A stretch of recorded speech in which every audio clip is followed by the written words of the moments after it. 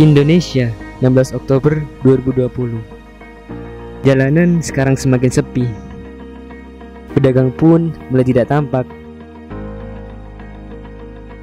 Kini yang ada hanyalah keluh dan kesah.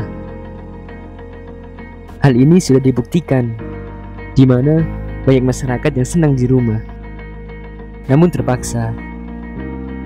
Keadaan yang memaksa mereka untuk berpangku tangan dan merenungi nasibnya.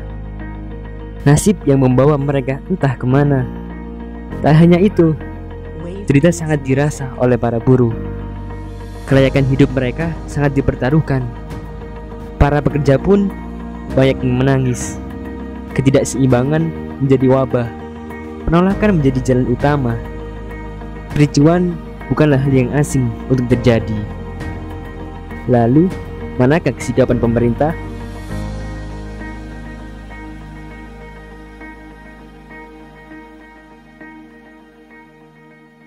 Mau dibawa kemana nasib kita? Lihat, inikah yang diharapkan? Jelas tidak. Memang COVID-19 adalah takdir yang tidak bisa kita pungkiri. Namun tak semestinya kita diam dan pasrah atas keadaan. Kini saatnya kita merubah dan memperbaiki. Kebijakan yang telah dicanangkan pemerintah mengenai upaya pemulihan ekonomi ini sudah dirasakan dampaknya hingga saat ini. Namun apakah sudah maksimal? Penerapan yang dilakukan oleh pemerintah memiliki kesenjangan sosial yang dialami oleh masyarakat, yang seharusnya ketika para pelaku UMKM terdampak merasakan bantuan ini, namun berjalannya kebijakan ini masih dirasa belum terjamah dengan baik dan belum merata. Realisasian pemerintah dalam upaya pemulihan ekonomi ini sudah bukan hal asing lagi untuk kita lihat. Kondisi yang begitu mengkhawatirkan sudah dirasakan oleh masyarakat mengenai penurunan ekonomi ini. Dalam 4 bulan seusai penetapan pemerintah mengenai strategi ini, namun masih belum banyak hasil yang terlihat. Menurunnya sektor perekonomian yang dialami oleh negara sangatlah drastis. Hal ini disebabkan karena pandemi global ini. Perekonomian negara sangatlah terpuruk, dan banyak sektor yang hingga saat ini hampir mati. Oleh karena itu, peningkatan dan pemulihan sangatlah dibutuhkan, karena akan berdampak akan keberlangsungan negara yang akan datang. Pemulihan ekonomi tidaklah berpusat pada satu sektor saja. Dalam upaya ini, pemerintah menyatakan bahwa sektor pariwisata adalah sektor yang paling diperhatikan. Tampak dari sektor ini ialah sangat kompleks. Namun, apakah yang lain ditinggalkan begitu saja? Karena keberlangsungan sebuah negara membutuhkan kontribusi dari berbagai sektor. Kemudian, dengan adanya Omnibus Law yang sudah dicanangkan pemerintah, sudahlah sangat baik. Karena tujuan ini adalah untuk meningkatkan dan memulihkan ekonomi negara. Namun, ada beberapa pihak yang merasa Omnibus Law ini mendapati kesenjangan. Salah satunya pihak ini adalah buruh dan tenaga kerja.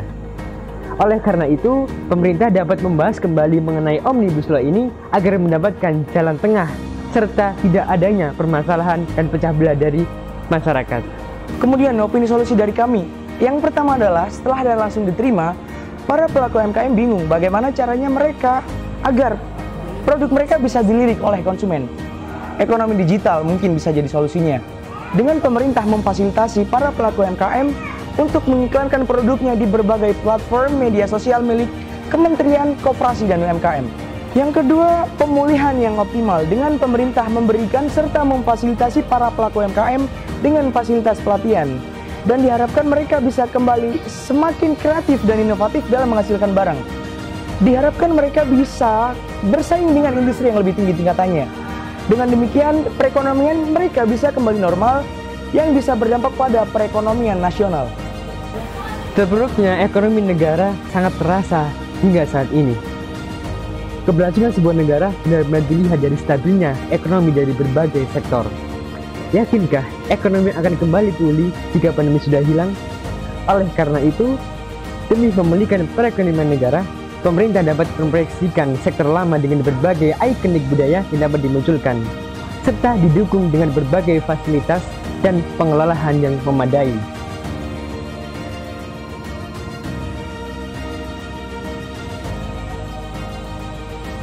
Ya, inilah keadaan Indonesia sekarang. Dan inilah sedikit dari kami sebagai generasi muda Indonesia. Dan semoga keadaan ini lekas pulih kembali. Saya Yuri Rapraja. Dan saya Aang Arif Amnullah. Kami dari MBI Amanul Ummah pamit undur diri. Salam muda luar biasa.